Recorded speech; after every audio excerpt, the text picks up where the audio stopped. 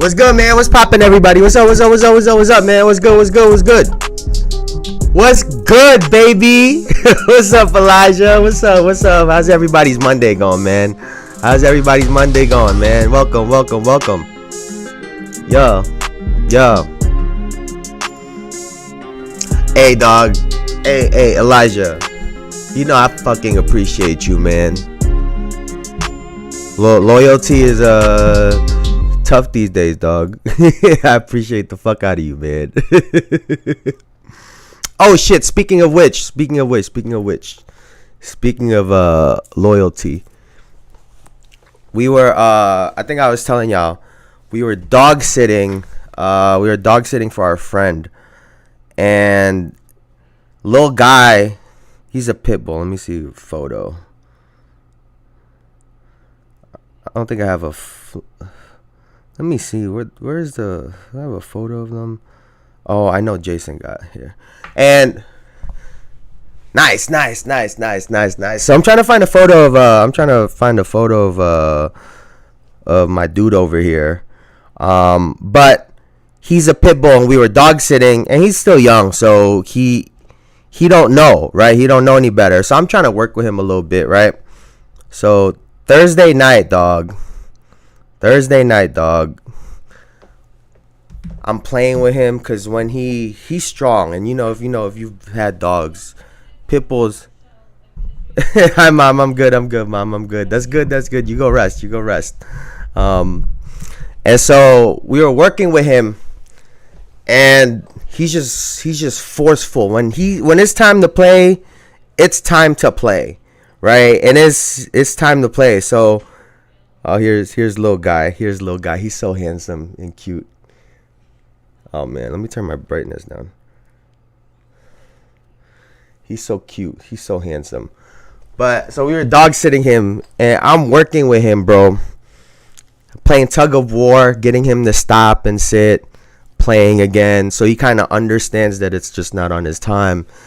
And I'm playing with him, and bro, he sits down. We've probably been going at it for like 10, 15 minutes, right? He sits down. And when I tell you this little dog is so fast, dog. Bro, in the blink of an eye, he was already in the kitchen. And it's not far. Our kitchen is right there, but it's not far. But in the blink of an eye, he was in our dog's bowl of food, eating it, bro. I didn't even move and react. I felt so betrayed, dog. I felt so betrayed in that moment. I was so stuck. I was like, man, I thought we were vibing right now, and he took that opportunity. But he's funny. Little bro is funny. But man, if you got a pit bull, they are all muscle, man. Holy shit. He's like damn near half the size of my dog and fucking twice the strength. Now, let's listen to this really quickly, y'all. We'll move some money around. And I will personally see to it that you have your party, you have your figs. I will be in attendance. It's going to be great. How's that?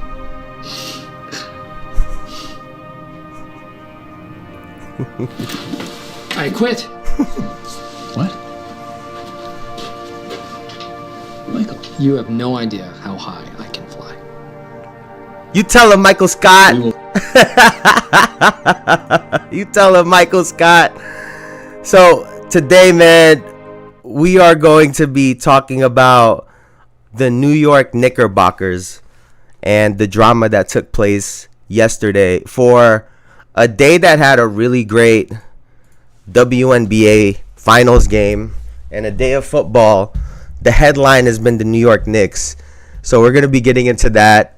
We'll obviously be talking about some WNBA and previewing the upcoming season because there's just a lot of talk right now and the season is like right there. So I know everybody is super excited.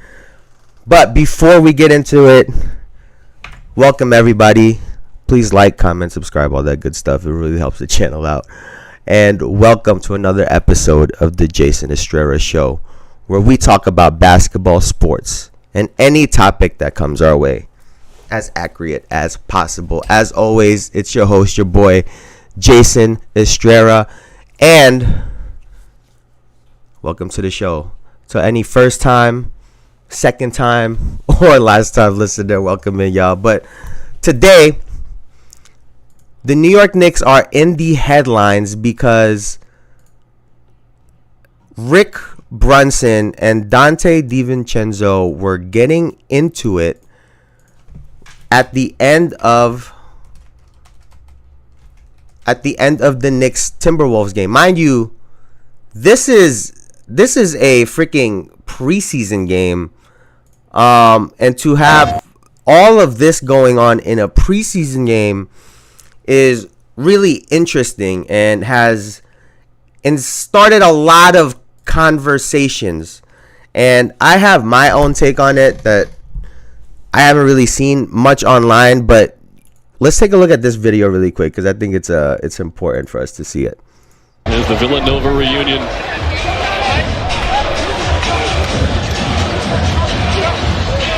So the starters played over 25, 26 minutes tonight. Brunson, usual play, high scoring. Bridges providing offense. OG, very offensive minded tonight. And so that was at the end of the game. And let me see this.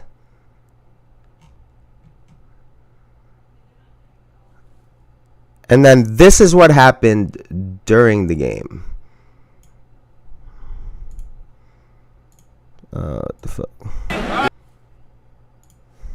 Timberwolves, but he's geriatric. He's 38 years old now. Going into his 18th season, so they're the Timberwolves, but he's So there's been a lot of speculations, right? Some people are saying, oh, it's obviously not a Villanova thing. Dante had obviously denied it, saying that he wasn't talking trash really to anyone. So people are saying, obviously, it's not a Villanova thing, right? And then the Rick Brunson thing is all in the way. And for one, I don't think he was talking to any of the Villanova guys. Even before, I don't think he was pissed off at all that they acquired Mikal Bridges. I don't think that's a real issue, right? Because he can play behind him. They can play together. They have a lot of different options, right? I thought from the start that the issue with the team was the fact that he now has to scale back his game. Doesn't matter who it is, right? And obviously he says he was excited that they had more talent going in, so on and so forth. But it is hard to get someone to go from 25 to 30 minutes a game, scoring 19 a game. 2, you got to play 10 to 12, 10 to 15 minutes. And, you'll only be scoring 10 to 12 points. And Dante DiVincenzo had said something along the lines of, there was no conversation about a role change. There was no conversation about what things would look like, minutes, numbers. And people are like, oh, yeah, look. So he wasn't pissed off. And I think him saying that kind of proves my point, y'all. Mind you, he is coming off multiple good seasons, then has 30-point games in playoffs, 100%. I think in that moment, even as media trained as these players are, and believe it or not, Dante DiVincenzo was coming into being a star in this league. So he's kind of new to this. And I think he kind of told on himself. Because if they never had a conversation with you, I think that's important. And obviously he has no issues with the players. I think players understand. They understand what this is, right? And at the end of the day, in these situations, the people that really mess up are your front office guys.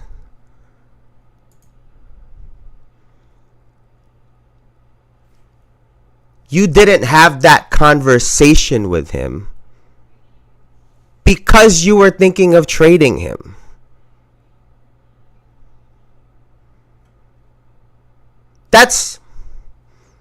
I think that's the issue here, right? And I think it's very possible that he was going at Scott Perry was their former GM, and what's his face is and now it's Leon Rose.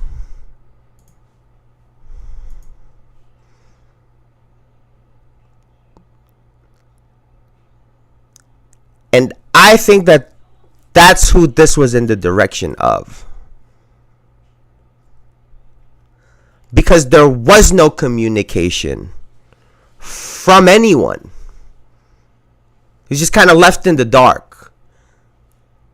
And then on top of that, it's as if the organization was using you guys to kind of promote this team going into the next season, only to trade you.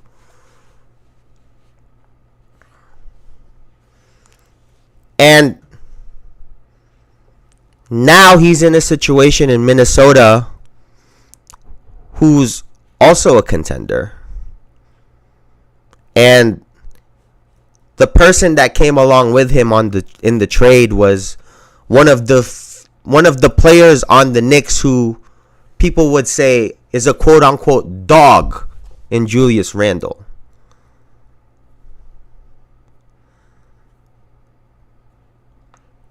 I think that there's more bad blood, that there is bad blood between Dante DiVincenzo and the front office of the New York Knicks. And I would imagine that Rick Brunson, who obviously has a fiery personality, and I think he has that fiery personality. It's evident with how reserved Jalen Brunson is, right? Oftentimes the son and the kid are a little bit different, right? And he was just putting up for his guys. And looking at Randall's post, this what we doing now is evidence management was playing around. Yeah, absolutely. And on top of that, there's been photos circulating around from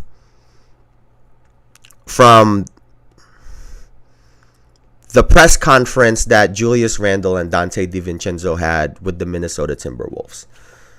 And they took a screenshot of the two of them not smiling, right?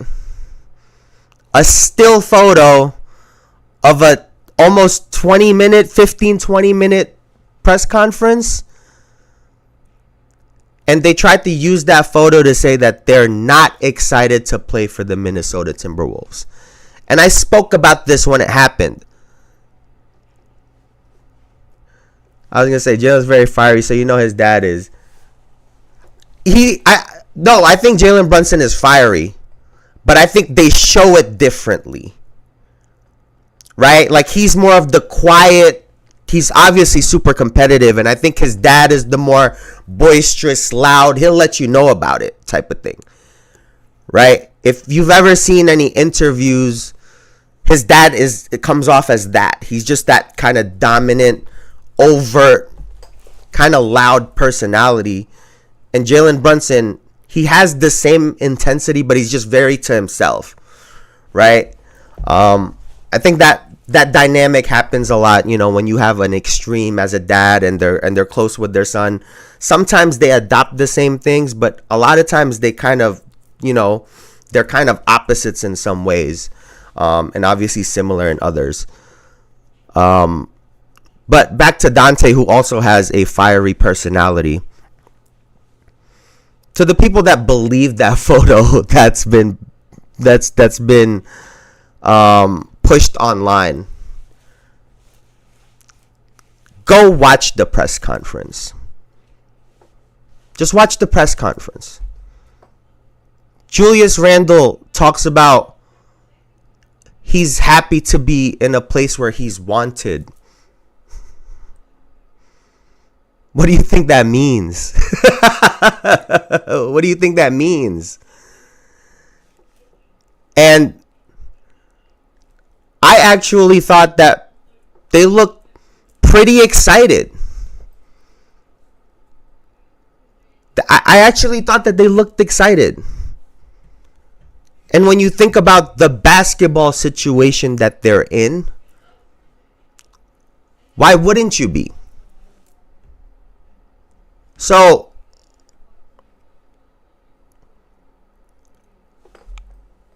like I said, man, I think that a lot of these guys are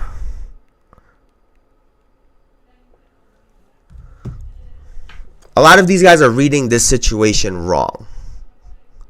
Right? There can't be an issue between Dante DiVincenzo and his Villanova guys.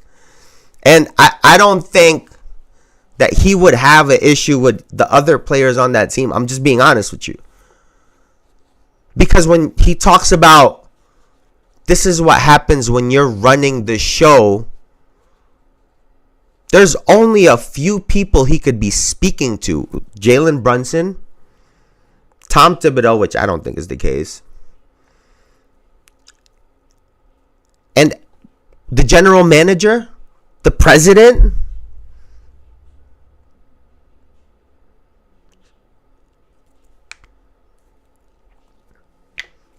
Rick Brunson obviously doesn't run the show. That's why I said I think he's sticking up for his guys, for his friends, if he has a close relationship with any of these people. I would have to look into, Rick Brunson's position at the Knicks, but does Brunson have anything to do with that? And if a general manager okays that, then yeah, he would defend that person if you're Rick Brunson.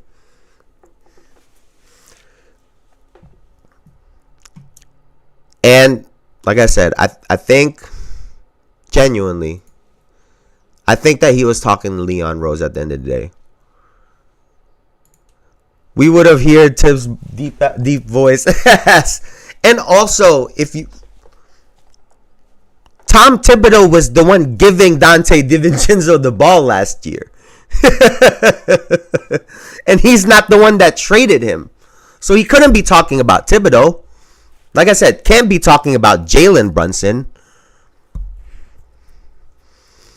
There's only one other person along the list that it could be. And it's Leon Rose. And like I said, if I'm to assume that Rick Brunson is in that position, I'm not saying he's not qualified. But as a request, as a favor, whatever it was, kind of put him in that spot, was a person like Leon Rose, it would make sense that Rick Brunson is sticking up for him. And like we said, he's just a fiery personality. You saw Jalen Brunson just looking at him like, I've been watching this shit my entire life. But yeah, I mean, like I said, this was the talk of social media. And whatchamacallit, Anthony Edwards had fucking 31 with 8 threes last night. Like, bro. Just continuing his run. Perfect. That's perfect right there. Now, another topic, speaking of Anthony Edwards, because it's just a conversation, y'all. We just gonna roll with it. We don't prep nothing over here. We just rolling. Anthony Edwards, there was talks about, I saw talks about his jump shot being a little bit different. People have spoken about Shai Gilgeous-Alexander's jump shot being a little different. Just a couple days ago, Chet Holmgren's workout went viral because of his shooting form, which was then dismissed by Jalen Williams, his teammate, who said it was just a drill that he was doing. That's not his actual shot. Jason Tatum, also another one.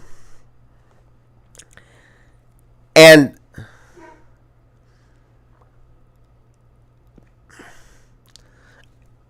it kind of feels like there's a lot of people in this basketball space that are trying to be almost too smart.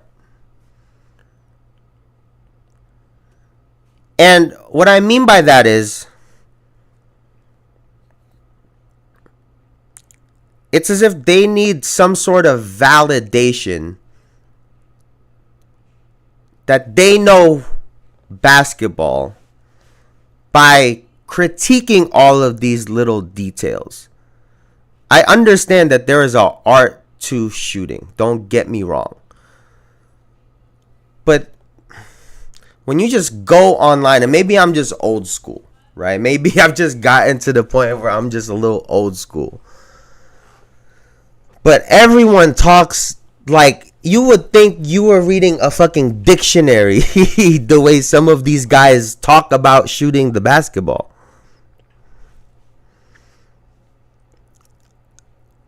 And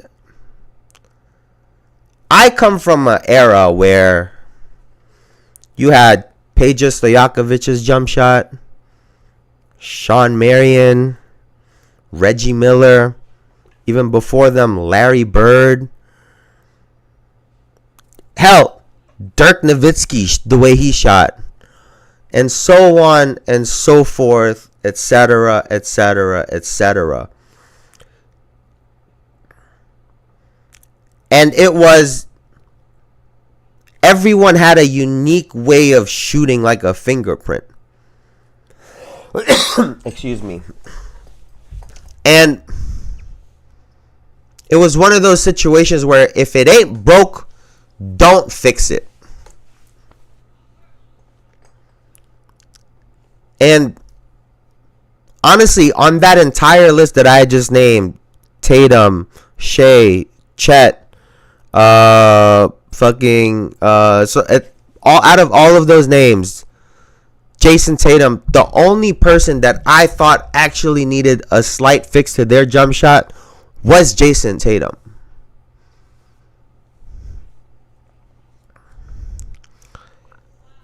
And to me, it gets to the point where how much of a difference do you think this is really going to make in their game?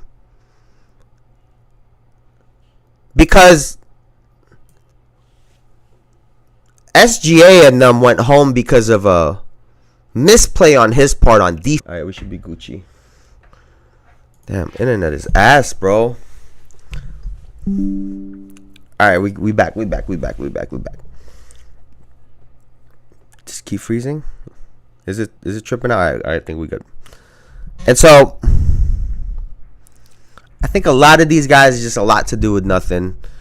You have trainers that are trying to fix things that aren't broken. It's the same thing as when you're at work and you're trying to look busy. Like it's just. All right, we good. It's just interesting. I think we're in the era because shooting is so important nowadays. Now it's being overanalyzed. And I think you run the risk of getting players to focus on the wrong thing. And now if they're having a bad game or shooting poorly, they can get in their head. After you change something that wasn't necessarily broken. I understand you could always get better at stuff. But I just don't agree with having to change the mechanics that a person has been doing for how long? And it's gotten them there. It's just interesting to me. And then you get guys fucking over here debating everything. Meanwhile, the whole game is coming down to breakdowns on defense, and we talking about a jump shot. Like that's where I think we're at right now in basketball, because there's been such an emphasis on 3-point shooting. Now,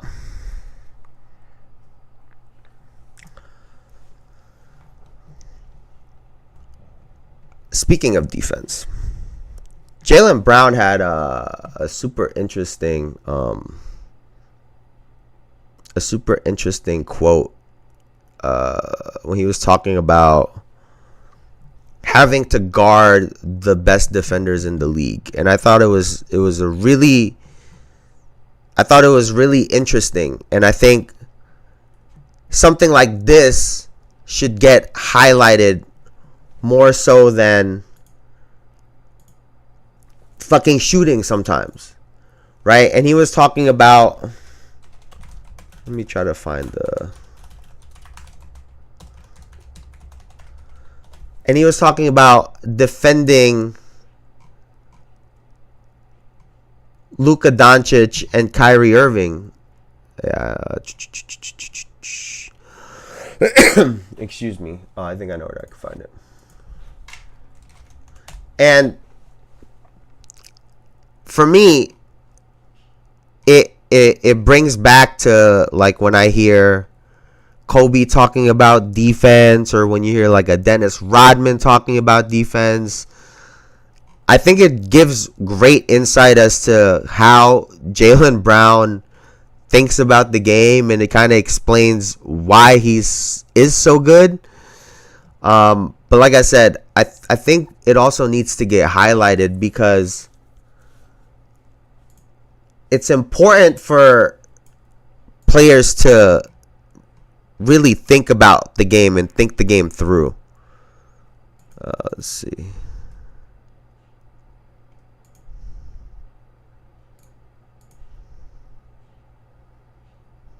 Let's take a look at this. Study a player's rhythm, and is there a player that has the most unique flow on tape? Yeah, being an elite defender, you got to study guys' rhythm. It's a rhythm and a cadence to somehow people play. So like if you see like certain guys, they play to a certain beat, to a certain cadence, they play a certain style. And if you know their style, you can time what they're gonna do next, because you know the rhythm and the BPM that they kind of play at. Luka has a unique rhythm. It's almost so slow that it's hard to time. Kyrie has a unique rhythm as well, very one of one. So his moves and his cadences is sometimes it's very, very hard to time. Like he has a lot of counter moves. Like he can go and pivot off both feet. He can shoot with both hands. He can drive both directions, which makes his rhythm a lot harder to track. Some guys only go right, some guys only go left.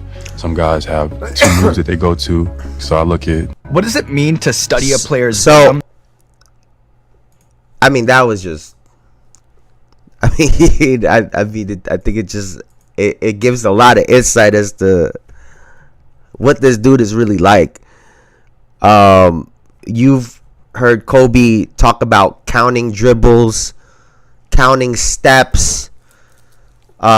He mentioned that's why Russ is so hard. He changes pace and he goes from gentle, graceful to extremely violent in a blink. Yeah, 100%. He doesn't get enough credit for that, especially when he had the ball in his hand a lot, as you know, the point guard essentially, and he had a better handle than people ever gave him credit for.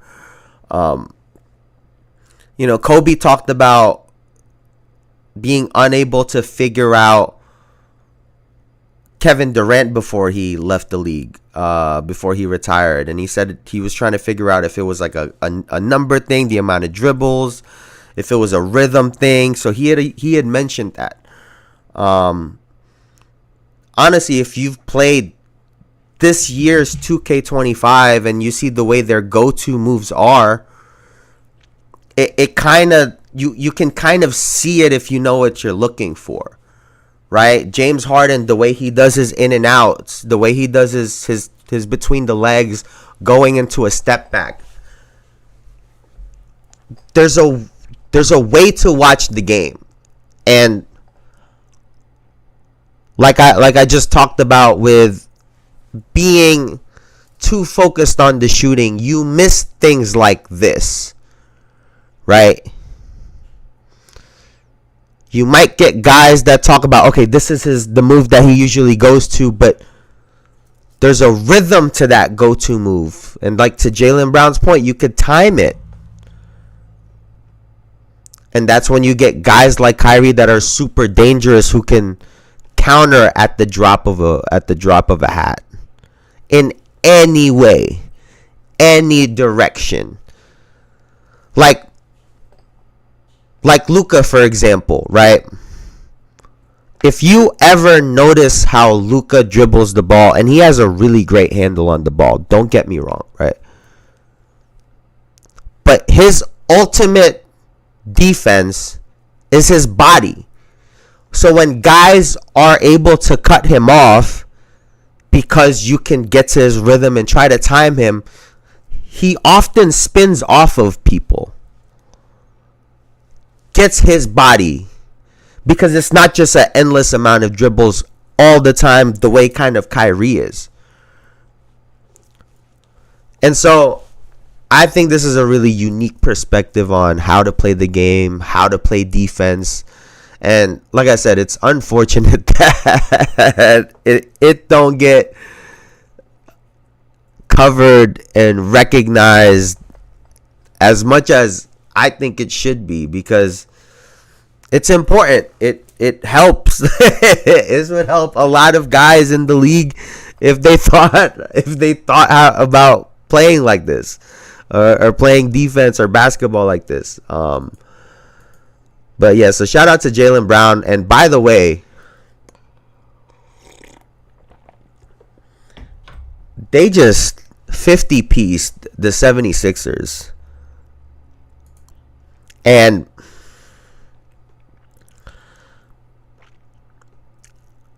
I think this is important, right? I'm going to say this and then I'm going to go against it right away. Listen, I could be full of shit too. I take everything in preseason basketball with a grain of salt. It's hard to lock in. The other day, Elijah, you were talking about how you haven't watched any preseason basketball, and I was surprised, right? But I also understood it because it really is hard to lock in when the games don't mean anything. I could watch the second unit play all day long, but when the game don't mean anything, let's put on Love Is Blind, babe, like type shit, like like what are we doing? It's gotta be for some, right? And I think that that's true. Excuse me. And I think that that's true for 99.99999999999% of the time.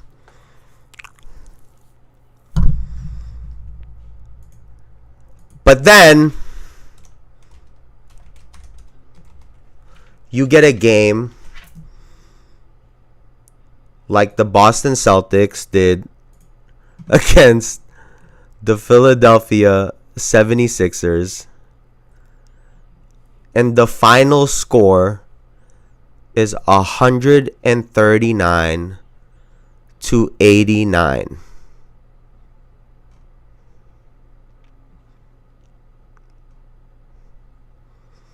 And listen, Joel Embiid didn't play. Paul George didn't play. Tyrese Maxey didn't play. Eric Gordon didn't play. Reggie Jackson didn't play. Listen, I get it. I watched a bit of the Pistons' first game when they beat the Suns by 30. The fans were happy, but I watched how they tried to work through being down 20. Now it's like, yeah, it's going to be trouble ball. Yeah.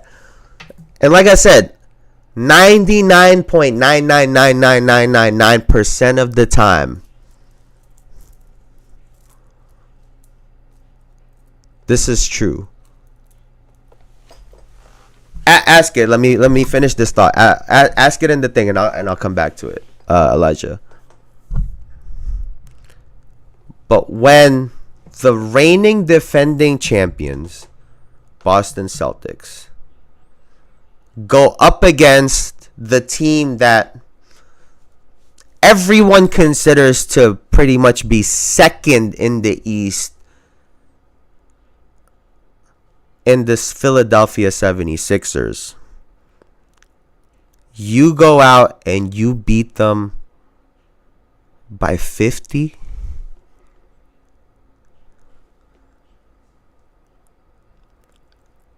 It's called sending a message. Oh, Joel the other day was talking about taking a backseat, letting everyone do their thing. Y'all got to go make up 50 points. And oh, by the way, we're also in preseason mode. We're better than you guys. I know. I get it. You could be talking too much into it. You could be looking too deeply. Blah, blah, blah, blah, blah.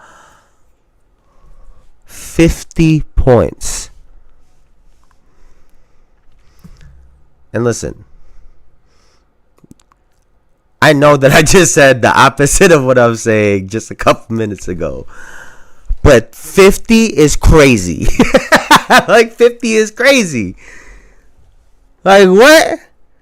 Who does that? That's some diabolical shit. Like what the fuck? Now, let's get to this. I really don't feel like Cade is all that great, but nobody talks about him except Pistons, and they are delusional. They say Cade has no help, but they have a good young core. Yeah, I'm not that impressed by him either, bro. And listen, I think for me, it's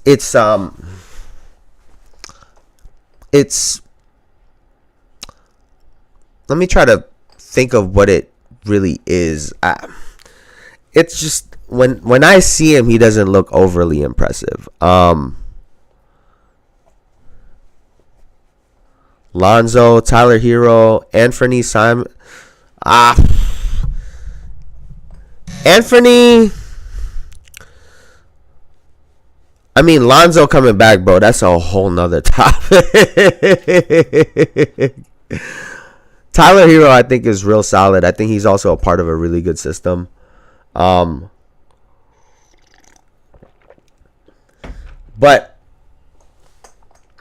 I guess for me, I would kind of compare like Cade's situation to maybe Paolo Banchero's, and I know I've spoken about Paolo Banchero a lot. There's just something about Paolo Banchero that I don't know, he just has like a star quality to him. And I just don't think Cade is that. I think he's obviously a good player. But in terms of the person that's going to lead your entire organization, I don't think he's that guy. And like I said, I don't even think it's like really a basketball thing. That's why I'm having a tough time putting the words to it. Because like I said, I really don't think it's really a basketball thing. I mean, if you look at him, he handles the ball well, shoots the ball well. Like, he does a lot of things well on in basketball. But just when it comes to being the guy to lead your entire organization, I don't think he's that. Yeah, and I don't like Lonzo. Out of the list that you said, Elijah, like, I think Lonzo and Tyler Hero stand out of those four. Obviously, Lonzo just got hurt, but he was nice too.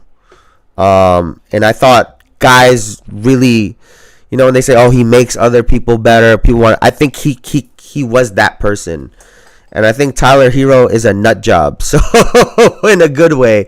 So I think that someone that can have some of the qualities that I was just talking about. But I'm about to bullshit and say I'm gonna go watch a bunch of Pistons game, but I'm not gonna lie to you, bro. I don't know if that's the case. But I'll try. Like I said, he's not a bad player per se. It's just I don't know, bro. It's just I don't know. Now, on what is it? On Playmaker, I think. Let me see. I think it was on Playmaker. They were talking about, they had AI generate the next 5 MVPs. And I think they had like Luka next year. Let me see. Excuse me.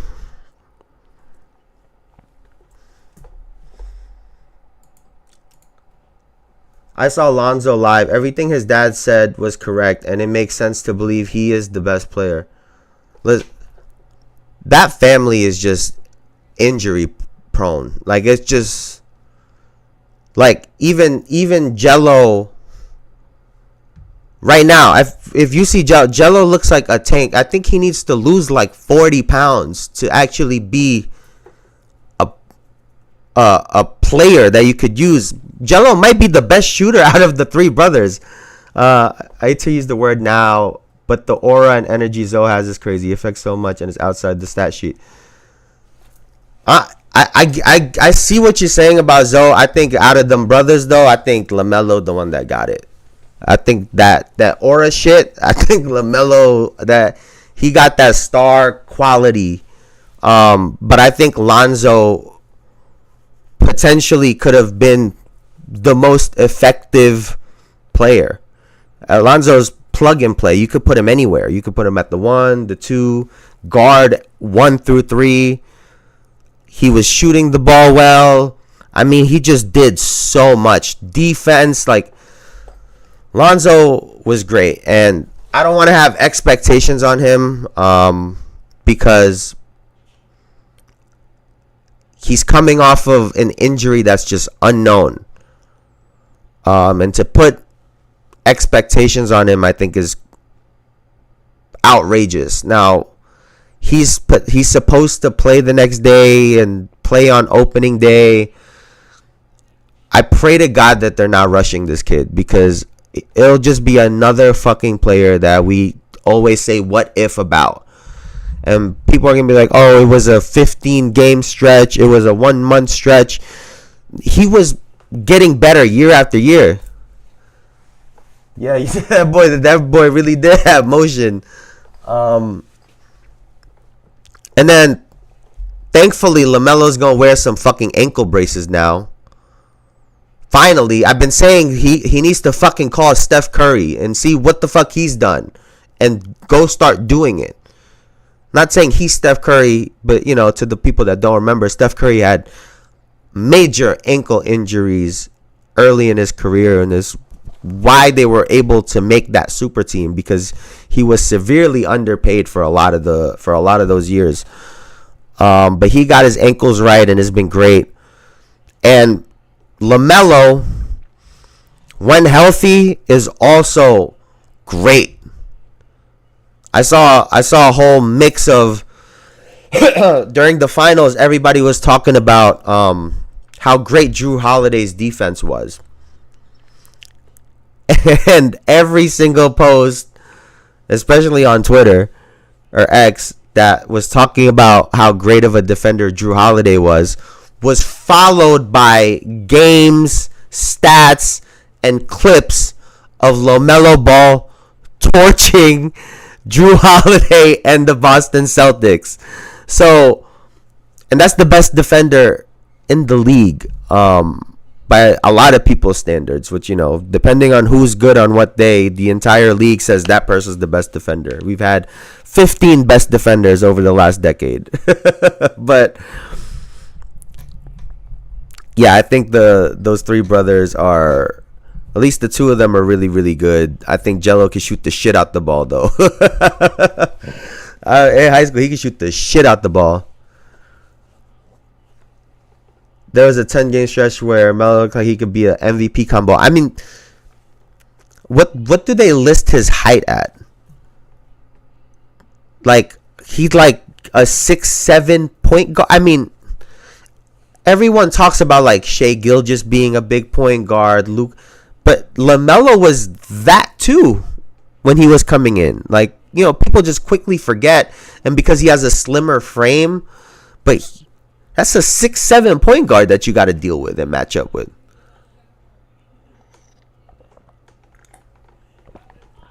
OG Anunoby. OG Anunoby.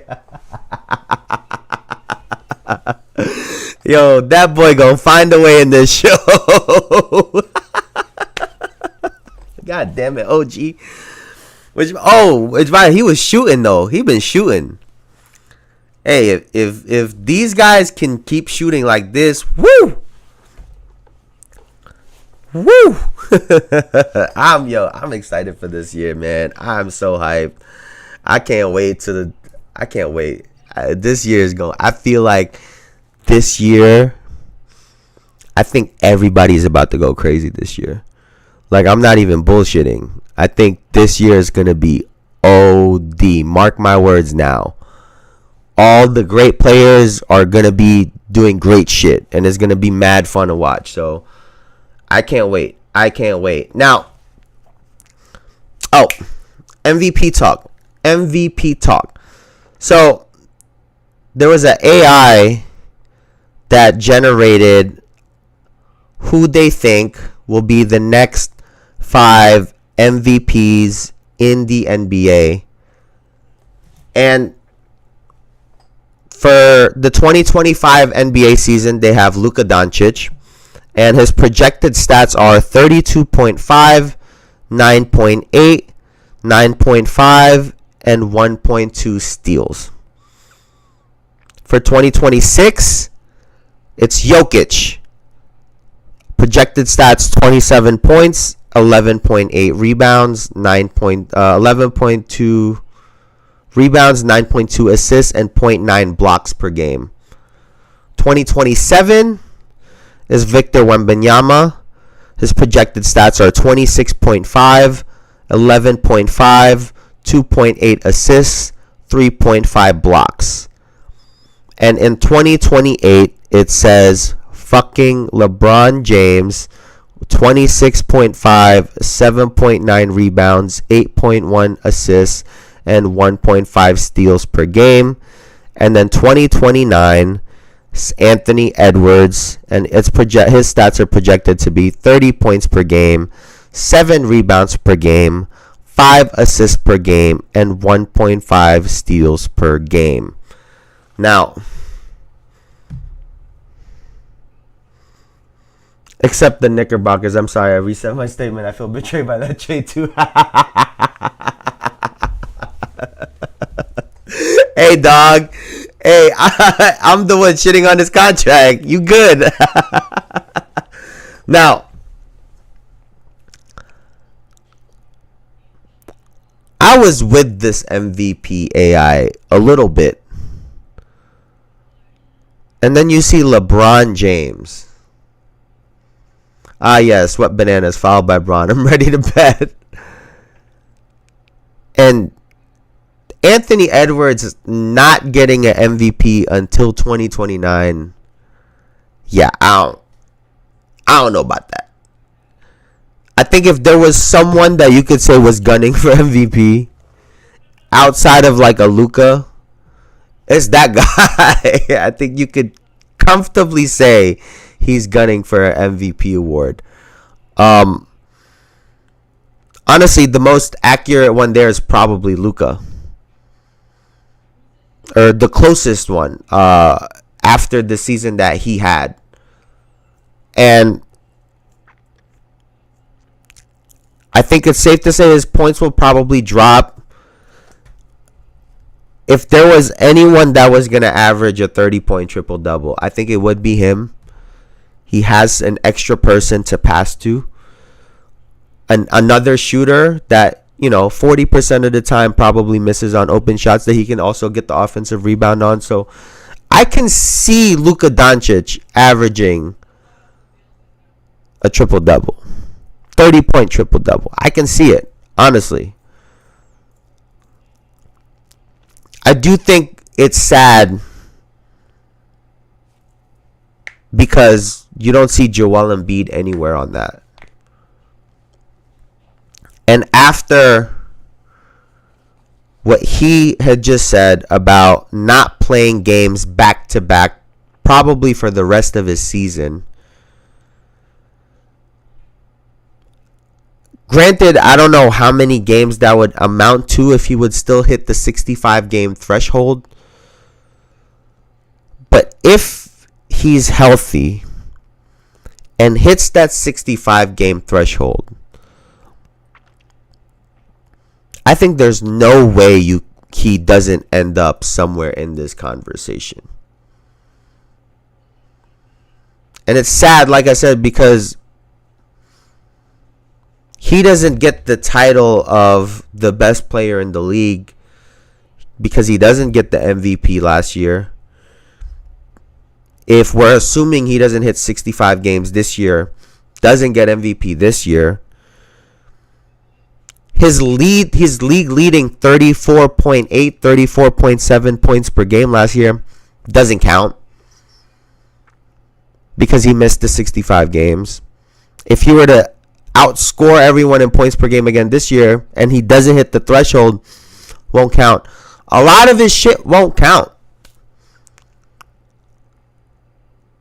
And that's just unfortunate. But Jokic getting another MVP in 2 years from now, or I guess a year from now, I don't know about that. I think the real contenders for the MVP in the coming years are Luka, Shea, and Edwards, and Wemby. I would have to see more from everyone else, but in my opinion, those are going to be the 4 players that are going to be pushed for the MVP award. And I say pushed, meaning those are the guys that the NBA will be kind of hedging their bets on. And he played 66 games the season before. He put 65 games rule and unneeded pressure on him. Yeah, it's unfortunate. You can argue he's the best player in the league. You can 100% argue that Joel Embiid is the best player in the league. But Scotty Barnes, dog. Good luck.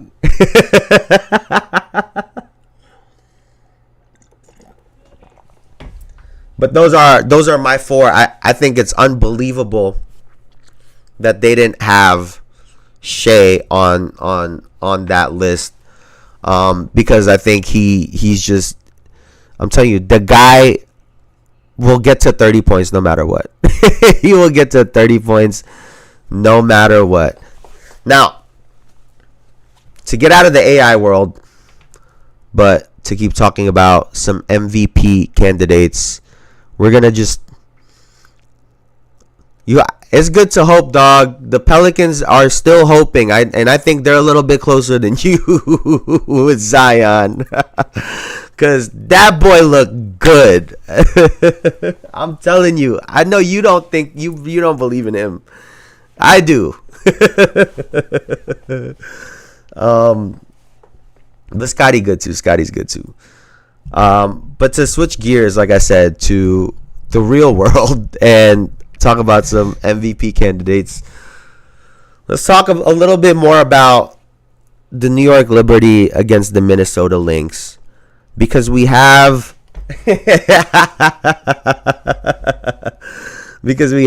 game, I think it's on Wednesday. I believe it's on Wednesday, right? Game 3 is going to be on Wednesday.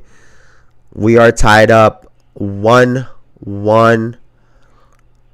And we have two heavy hitters in Breanna Stewart and Nafisha Collier going toe-to-toe. And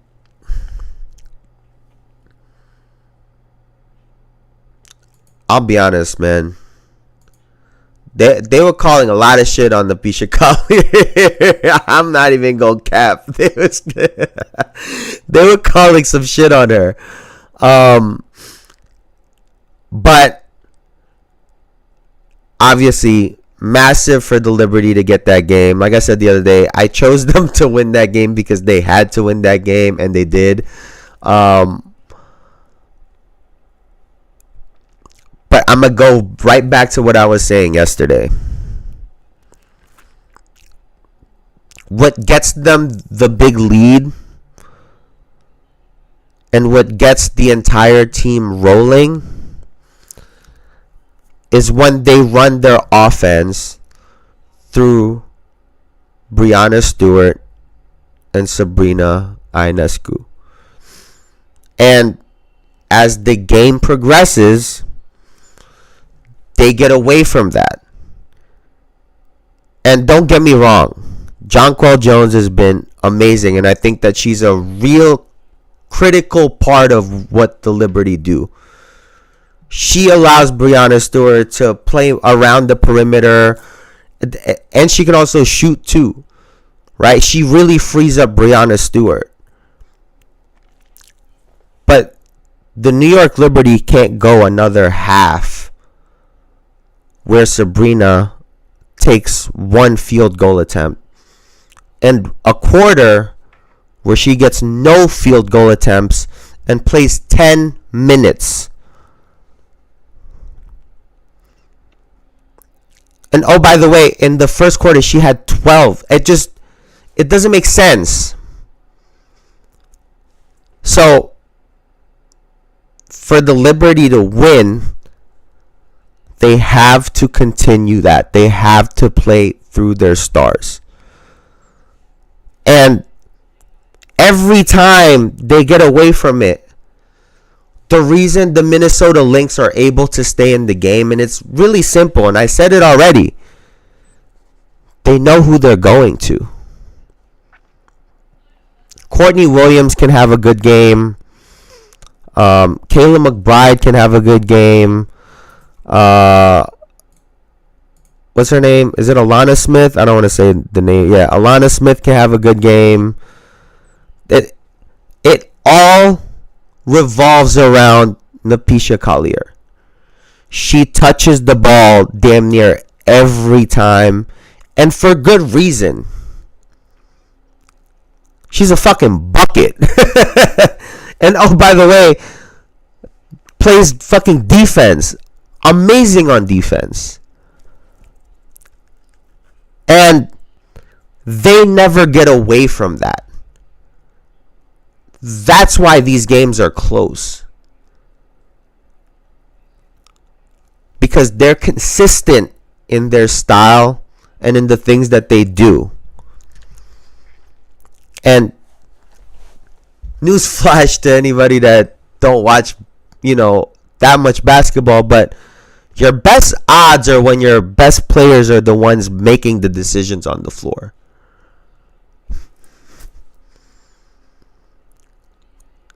And so the Liberty should be up 2-0. The series should be over on Wednesday.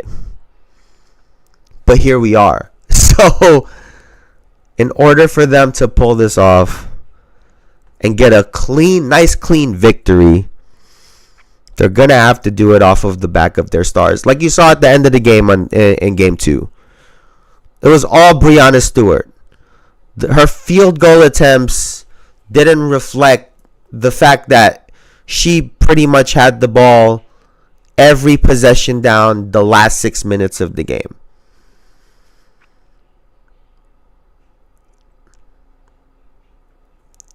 And I think they're going to be able to do it. They're going into hostile territory, obviously.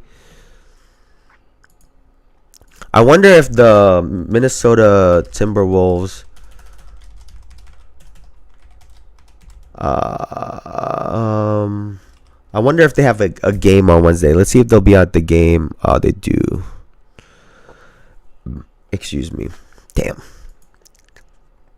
That would have been lit if they would have had Ant Edwards in that building. He would have been lit. That would have been good for the Lynx, but he won't be. So, dub for the New York Liberty. We're gonna go up 2-1, and I think it puts us in the driver's seat. Like I said, play through Breanna Stewart and Sabrina Ionescu, and good things will happen. Great games from Miss Lainey Hamilton and Jonquel Jones, obviously. But like I said, 5 of 9 with 15 points, and all of those shots damn near came in the first half. That's unacceptable. She got to get more shots off. So that's going to do it for me for now. I will see y'all on Wednesday. I'm so glad to be back. I know I probably still sound like shit, and I'm sorry. I'm trying to have my tea. I'm trying to do what I can, man. There is definitely some shit going around, I think. But that's going to do it for me for now. Thank you guys for hanging out with me as always. I really appreciate it. And like we like to say, man, y'all could have been anywhere on the internet, but y'all were here with me. So I really appreciate you for that. So thank you so much. I'll see y'all later. Have a great rest of y'all day, man. I'll see y'all Wednesday. Peace.